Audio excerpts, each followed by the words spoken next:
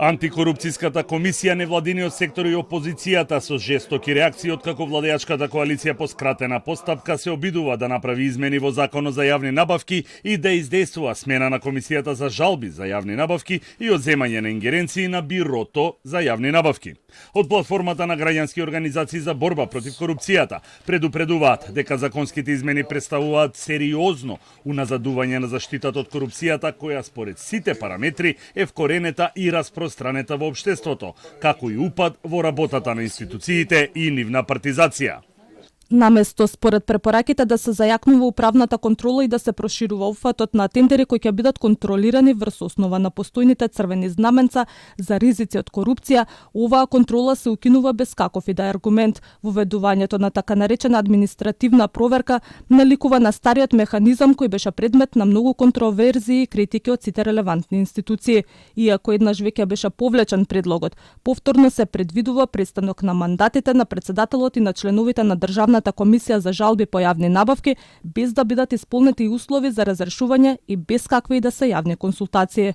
Од антикорупцијската комисија побараат дебата и транспарентен процес наместо скратена постапка кога станува збор за законските измени за кои најавија дека почнале антикорупцијска проверка.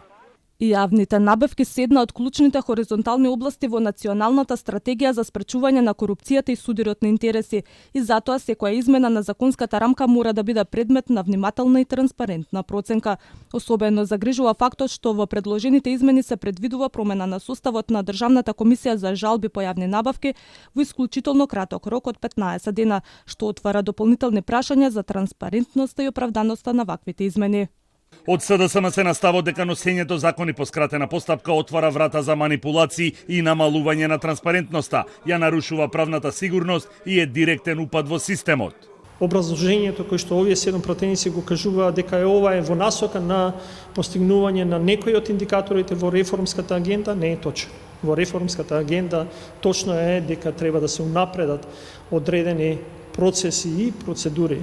тоест системот за јавни набавки, не укажува на менување, тоест на враќање во Законот за јавни набавки. И токму водени од ова, пратеничката група на СДСМ поднесе 2 амандмани кои што бараат во суштина останување на сегашните одредби. Според предлог законот во скратена постапка поднесена од 7 пратеници на ВМРО ДПМН, Бирото за јавни набавки ќе нема право да врши управни контроли врз јавните набавки, туку само ќе смее да прави административни проверки пред почетокот на тендерот и да дава мислење за тендерските услови. Ингеренциите на Бирото се префрлаат на Државната комисија за жалби по јавни набавки и тоа во случај доколку некој од учесниците на тендерот покрене жалба по првичната одлука, а доколку има само еден понудувач кој ќе го добие тендерот, тогаш ќе нема кој да поднесе жалба.